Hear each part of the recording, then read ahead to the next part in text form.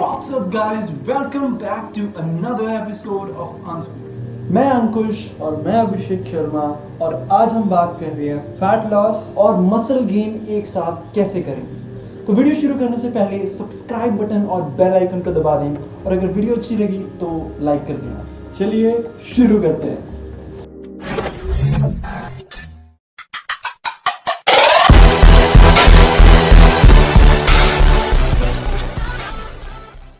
क्या muscle building और fat loss एक साथ किया जा सकता है? अगर आप अपने देसी जिम ट्रेनर की माने तो ऐसा बिल्कुल नहीं है, पर अगर आप साइंटिफिक रिसर्च पर ध्यान दें तो ऐसा पॉसिबल है। चलो रिसर्च पे एक नज़र डालते हैं। रिसर्च का ये कहना है कि ये ग्रोथ यूनिवर्सल नहीं है, ये डिपेंड करती है पर्सन टू पर्सन और उसके मेटाबॉलिज्म पे।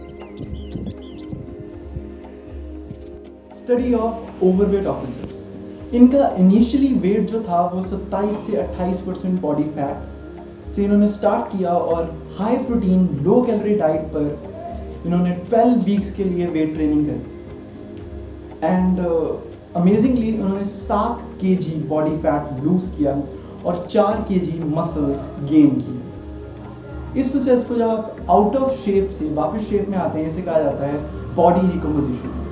और इस टर्म को तब यूज़ किया जाता है जब आप फैट लॉस और मसल गेन साइमल्टेनियसली कर रहे हैं। सेकेंड ट्रेनिंग थी हाईली ट्रेन जिम्नास्टिक्स की, जिनको कीटोजेनिक डाइट यानी कि लो कार्ब डाइट पे रखा गया, less than 2000 calories per day, जो कि एक प्रोफेशनल जिम्नास्ट के लिए बहुत कम है।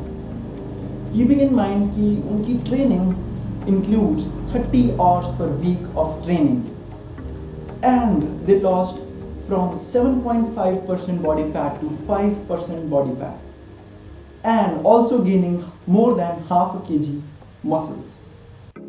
चलिए अब हम बात करते हैं कि हम कैसे फैट लॉस और मसल गेन को एक साथ कर सकते हैं। इसके लिए हम कुछ स्टेप्स फॉलो करेंगे। तो step number 1, decide the amount of calories you will be eating.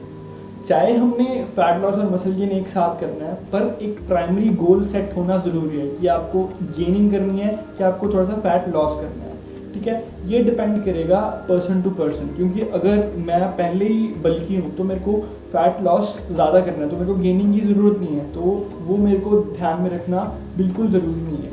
सो अब हम बात करते हैं कैसे। इसके लिए एक फार्मूला होता है, वो होता है कैलोरीज कैलकुलेट करने का। ठीक है, जिसका लिंक हम आपको डिस्क्रिप्शन में दे देंगे।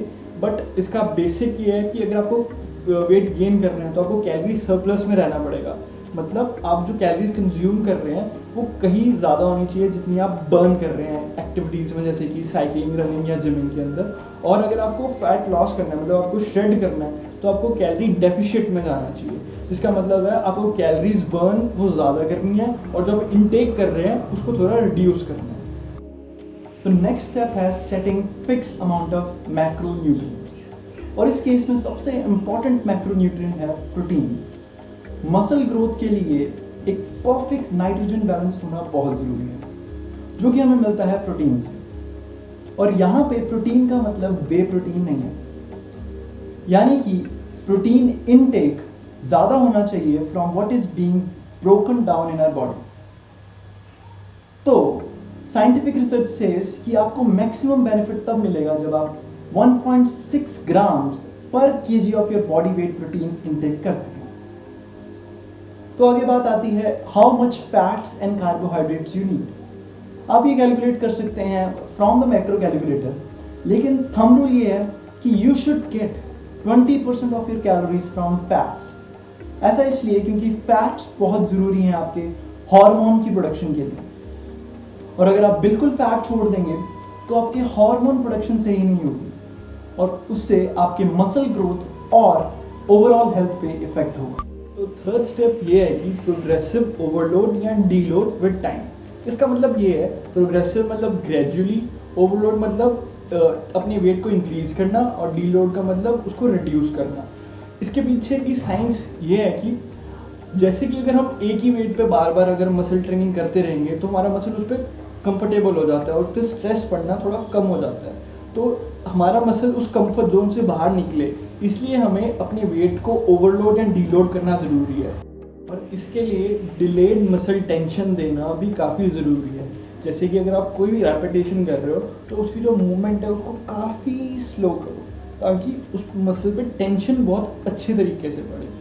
और जो ये रेप्स की रेंजेस हैं ये भी वेरी आप कर सकते हैं। ये जैसे कि लो रेंज जो कि 2 से 3 repetitions of heavy weight, moderate 5 से 8 रेपिटेशन ऑफ मॉडरेट वेट, और हाई जिसके अंदर आप 12 से लेकर 20 रेपिटेशन मार सकते हैं of a very minimal weight. Check your progress and your energy level. अगर आपको ऐसा लग रहा है कि आपकी स्ट्रेंथ कम हो रही है या आपका वेट कम हो रहा है या आपको ऐसा लगने लग रहा है कि आपकी मसल साइज छोटा हो रहा है या फिर मसल ग्रो नहीं कर रहे, देन आप अपनी डाइट में एडजस्टमेंट करें। इसका एक तरीका ये है कि आप 40 ग्राम्स ऑफ कार्ब या फिर 18 ग्राम्स ऑफ फैट्स अपनी डाइट में एक्स्ट्रा ऐड करें और चेक करें कि ये चेंज आपकी बॉडी पे कैसे इफेक्ट करता है। आपका परफॉर्मेंस लेवल, आपकी स्ट्रेंथ, आपका मसल साइज और आपका वेट, ये सब चीज़ें चेक करें और ऐसी एडजस्टमेंट्स तब तक करें जब तक आपको अपना मन चाहा रिजल्ट नहीं मिलता। और अगर आपको इससे उल्टा यानी कि आपकी बॉडी और फैटी होने लग रही है, उस केस में आप 40 ग्राम्स ऑफ कार्ब या फिर 18 ग्राम्स ऑफ फैट्स रिड्यूस करके देखें एंड ऐसी एडजस्टमेंट्स तब तक करें जब तक आपको अपना मन चाहा रिजल्ट नहीं मिलता। और लास्ट पॉइंट हमारा है कि डोंट डू कॉमन मिस्टेक्स। सबसे पहले तो अपना पोस्चर सुधारें। पोस्चर काफ़ी ज़रूरी होता है एक इंसान की वर्कआउट जर्नी के अंदर। सेकेंडली, आप जो आप एक्सरसाइज कर रहे हैं, कोई भी ट्रेनिंग रूटीन कर रहे हैं, वो किसी प्रोफेशनल की मदद से ही करें क्योंकि उसमें इंजरी का खतरा होता है और उसके कारण आपका पूरा मतलब वर्कआउट का जर्नी ही एकदम से ज़ीरो हो सकती है। ठीक है। Thirdly, not getting enough sleep. अगर आप अच्छी नींद नहीं लेंगे तो आपकी जो रिकवरी होएगी, जो आपने इतनी मेहनत की है जिम के अंदर, डाइट के अंदर, वो उन मसल जो टीयर हुए उनको रिकवर होने का टाइम ही नहीं मिलेगा। और एक रिसर्च में कहा गया है कि वैसे जो 80% तक हमारी मसल ग्रोथ होती है अगर हम अच्छे टाइम पर सोए, ना सोने से वो डाउन टू 20% आ जाती है। And doing too much cardio. Cardio से सिर्फ कार्डियोवैस्कुलर हेल्थ में इम्प्रूवमेंट आती है और ज़्यादा कार्डियो करने का फैट लॉस से कोई डायरेक्ट रिजल्ट किसी भी साइंटिफिक स्टडी में नहीं पाया गया है। बट ये ज़रूर पाया गया है कि अगर हम एक्सेस कार्डियो करते हैं तो हमारी मसल मास की जो हेल्थ होती है वो 39% तक डिक्रीज होती है।